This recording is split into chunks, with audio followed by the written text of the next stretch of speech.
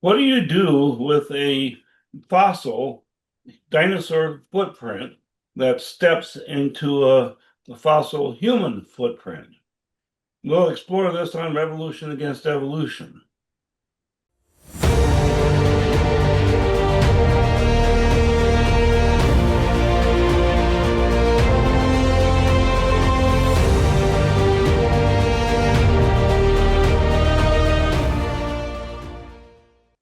Welcome to Revolution Against Evolution. I'm your host, Doug Sharp.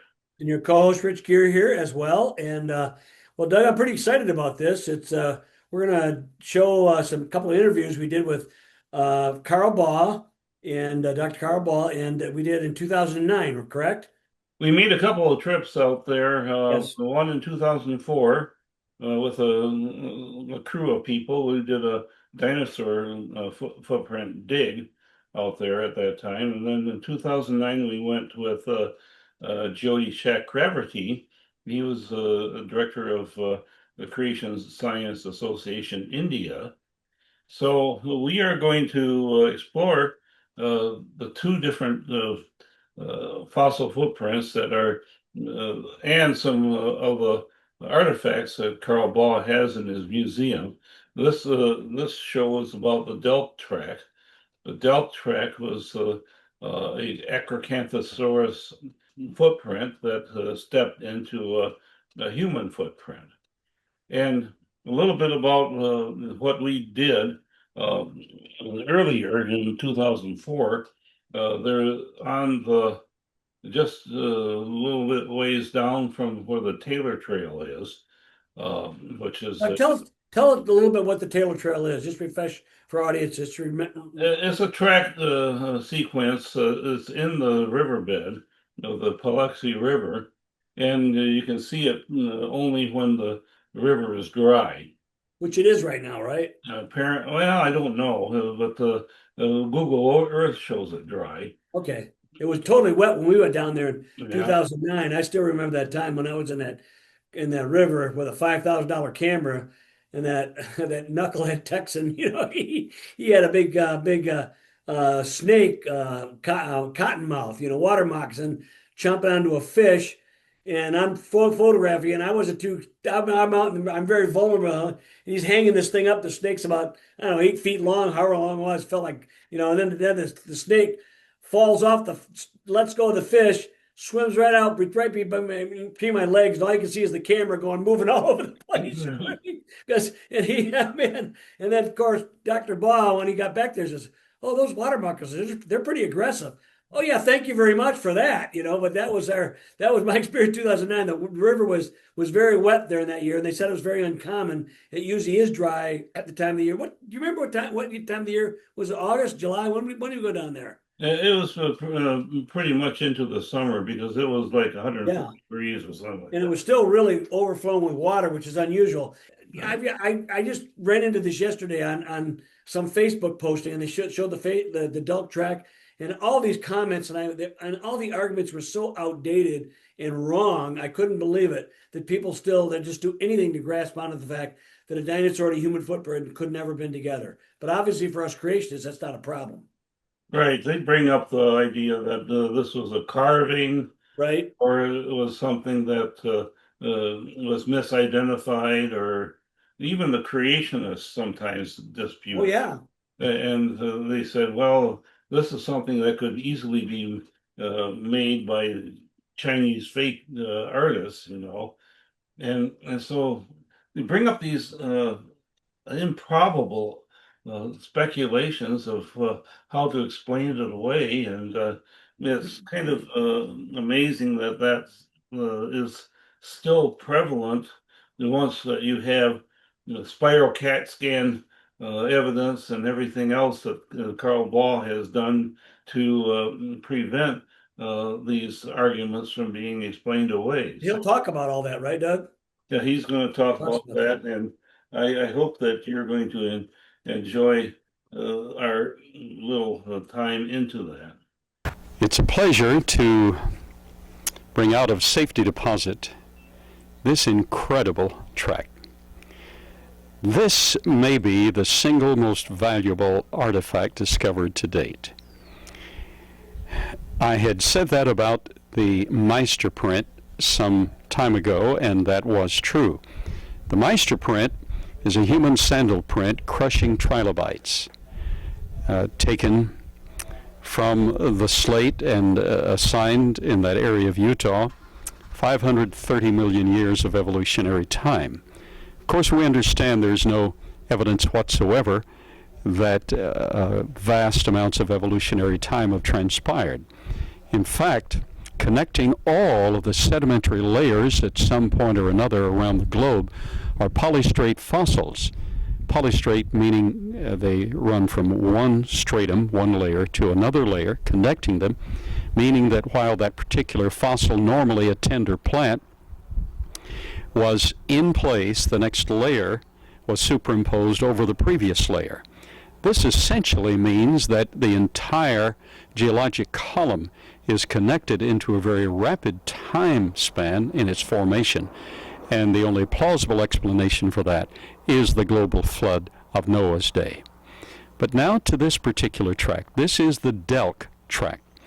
In early July 2000, Alvis Delk went to an edge of the Paluxy River, actually White Bluff Creek at its mouth, emptying into the Paluxy River. And the spring flood of that year, an early summer flood, had ripped up some limestone and had stacked large pieces of limestone adjacent to the bank. And mud was beginning to cover that area. So Mr. Delk worked this out of the mud and debris, and there were other larger slabs that had been ripped up, and this is consistent with the limestone of that area. Put it in the back of his pickup, went home, put it over in the corner at his house. Mr. Delk has actually discovered over 100,000 artifacts, most of them Indian arrowheads, etc. But he's a prolific researcher out in the field. He has no degrees, but he has worked with very fine archaeologists. So not too many months ago, Mr. Delk had an accident. He fell off a roof. When he finally recovered and went home, he, of course, needed a few $100s to pay for some of the expenses incurred. So he said, maybe the Creation Evidence Museum will pay me something for the dinosaur track, but I need to clean it up first. He then began to clean the clay, residue of which you can see here, the clay and the mud, out of the track. As he brushed it out to clean the dinosaur track, he continued, and he saw what he had not seen originally. He continued to brush, and the clay, of course, removed, and there was a human footprint.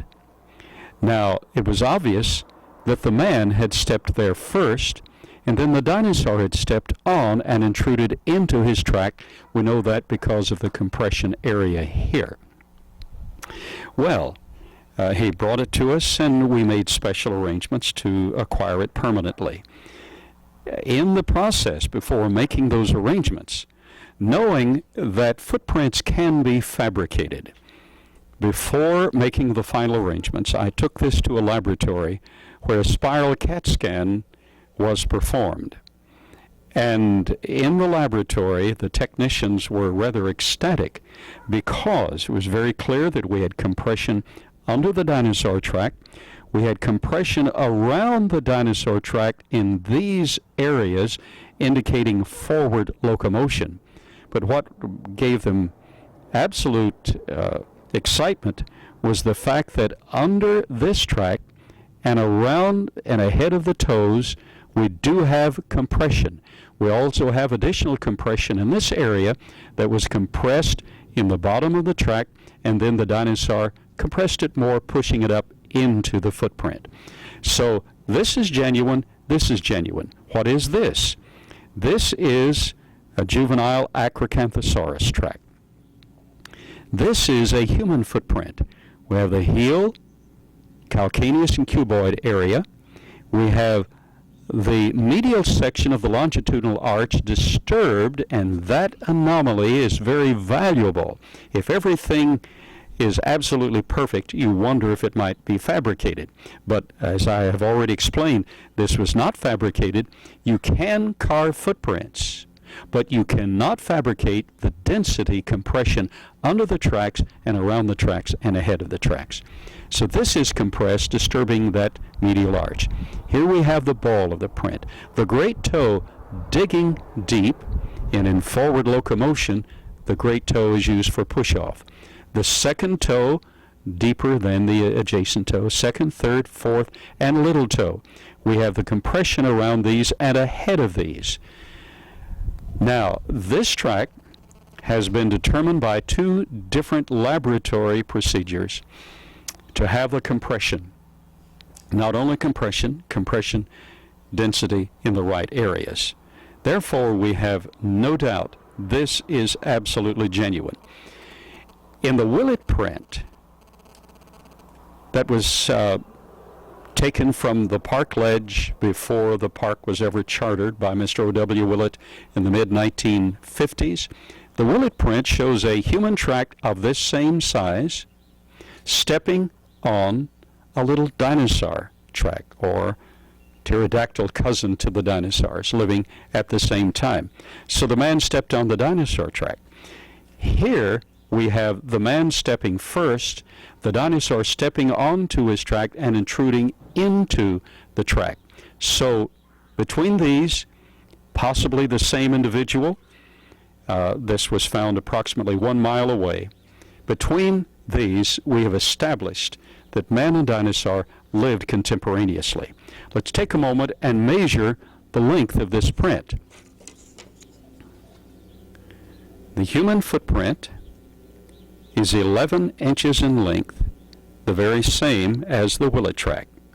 The dinosaur print, on the other hand, from the hallux area at the back, is, as we would expect, larger. It's 14 inches in length, and its breadth is 10 inches.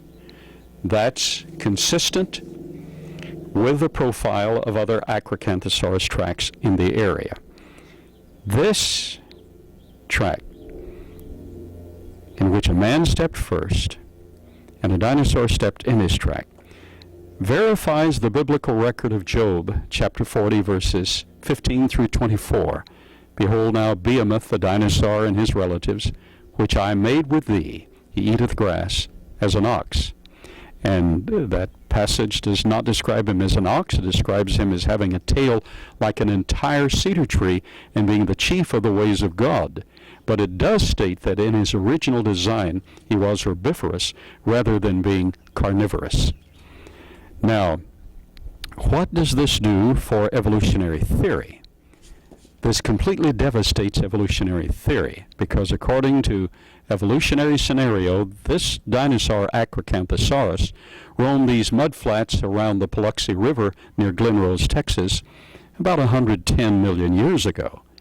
But according to that same theory, man did not appear until approximately 2.5 million years ago in primitive form, and with the sensitive second toe and the dominant great toe for push-off, as exercised here, did not appear until a few tens of thousands of years ago. Yet, all of that scenario is simply propped up with assumption. Here we have the destruction of evolutionary theory and the scientific confirmation of the biblical record stating that man and dinosaur lived contemporaneously. Doug, do you have any particular questions? Do we have an idea exactly where this track was taken out of the riverbed? Yes. We've examined the area extensively. This material has been matched to the area within 100 yards of the spot where the track was found. Much closer than 100 yards, but certainly within 100 yards. We have other material matching this, much larger, that was also ripped up, a slab much longer, much deeper, weighing probably 5 times the weight of this track, ripped up at the same time and thrown into the bank at the mouth of the White Bluff Creek that empties into the Paluxy River.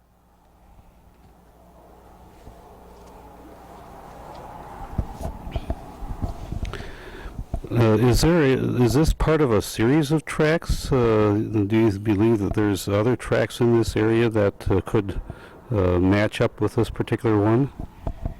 We have performed excavations in the area, and the landowner permitted us to work with what was already exposed. We have not been able to find a series of tracks in that immediate area, and if we were to dig back in the bank extensively, we probably could, but the landowner does not want his property torn up. So it certainly is consistent with the Willett print. It is consistent in size with 4 other footprints that we've excavated within a few hundred yards on the McFall property. So yes, there is a series, but not in that immediate area. Within a few hundred yards, we do have additional footprints of this same size, the Baugh anthropus size footprints. Limestone that was washed up along with the Delk Track and along with the very heavy rock that you saw near the museum. It was washed from these basins here, washed into this ledge hydraulically, and dumped in a pile and then later buried by this alluvium. We took this out last June. We took that out. We took this out from this immediate area. And it would be nice to find the ledge that had been ripped up. Last June, this was full of water, so this will be a good... We are within approximately 50 feet of the site where the Delk Track was found. And you're standing on a very large slab of silicious limestone. This is a layer of the same material. The best candidate so far for dinosaur track is this area right here that has been disturbed with uppush, trampled a bit. There are no clear dinosaur tracks, but there are indications of depressions and mud displacement. So, but this is what intrigues me most. Water can hydraulically move tremendous amounts of rock. Here we have a ledge, here we have a continuation of that ledge. But a channel has been cut, has been ripped out. In order for water to move tremendous amounts of silt and tremendous amounts of rock, it has to be encased, confined in a narrow channel. So here we have a candidate with the water coming against the bank, flowing through this narrow channel, ripping up adjacent material and lifting it over this ledge, depositing it in the ledge over there. To me, this is a very plausible scenario, and I'm very pleased that we're documenting this. This is the lowest I've seen the river at this spot ever. This is the famous Meister Print, discovered by engineer William and his wife Mabel Meister at 12:30 p.m. June 1968. 1st, 1968, on June 1st. They were looking for trilobites in the Antelope Springs area of Utah. He took his geology pick or masonry hammer and seared between these 2 layers. You can see the sear of the hammer there. Cracked it open. He hit the seam. This is the impression, and he cut the front of the sandal print off. This is the overlay. It's a human sandal print. Here you can see, first of all, the wear on the heel. And then you can see the stitching around the edge of the print. In this upper area, you can see it more clearly. Stitching, the wear of the heel, stitching around the edge of the sandal. You have the rounded front portion of the sandal.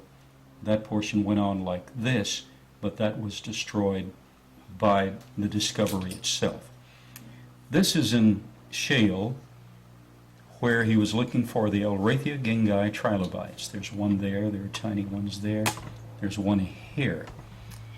One of our scholars, a forensic expert, looked at this, and he was really pleased to find that the trilobite had been crushed as it was alive. There are indications it was crushed while it was still pliable. And this is in shale that is assigned an age 530 million years, relatively brief time assigned for the existence of Elrathia gingai trilobites. So here we have a section to the sandal, the wear, the form of the human sandal for the footprint. We have the length at 9 3/4.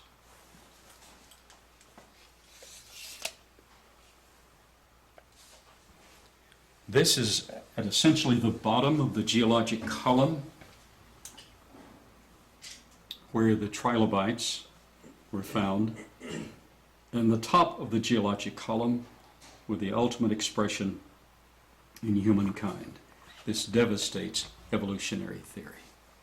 This is the Burdick print.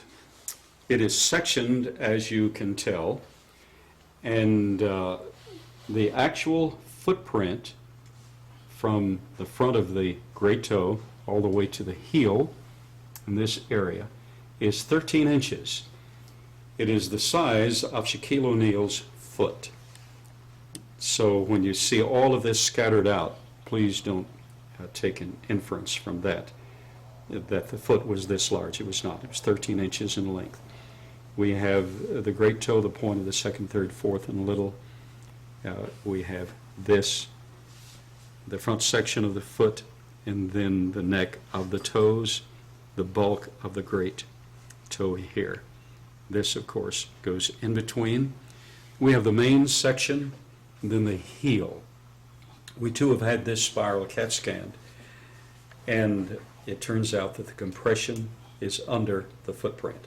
The Burdick print has been critiqued and criticized extensively by the evolutionary community because it came from the Paluxy River. And the sectioning of it, which we performed some 15 or so years ago, did show some compression laminae. However, it was not real extinct until you put water on it, real distinct until you put water on it, and until you use ultraviolet light. That was very difficult to do. Now that we have the spiral CAT scan technique, we can display it appropriately. In the same layer with the Burdick print, not adjacent to the Burdick print, but in the vicinity of Glen Rose, Texas, Mrs. Hitt made a discovery long decades ago,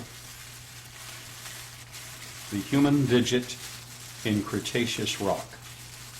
It was discovered in the general vicinity. This is that finger. You have the fossilized fingernail, the cuticle, the taper indicating that it's feminine. We men have a more blunt taper. Ladies have a more slimline taper. We also have the medial joint.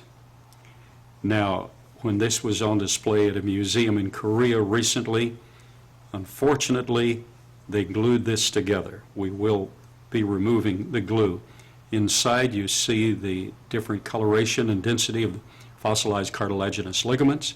You see the medial joint. We have the medial, distal, and proximal joints. All three are shown in CAT scan, in X-ray that we have. So we have the bone shown, the cartilaginous ligaments, and all three of the joints, 1, 2, and 3. This has been pronounced by the head of a science department from a large university as being the fourth finger on the left hand of a girl. All fossils are slightly distorted. Fossils do not simply lie in place. They're slightly distorted, and that is the case here. One major distinction is that at the base of the fingernail there's a flattened area. Rich, I will ask you to verify or tell me if you can see that slightly flattened area at the base of the cuticle. It's right there. Right there, I can see it, yes. Yes. That's distinctive.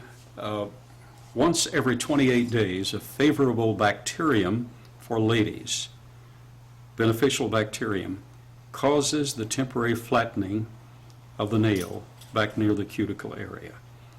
All of these are confirmation this is genuine. And it was found in the very same layer with the adjacent Burdick print, the Delk print, the Willett print, all within a few miles of each other. You're now observing one of the great treasures of paleontological research.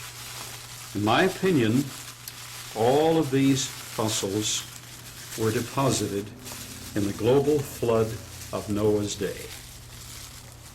Now we come to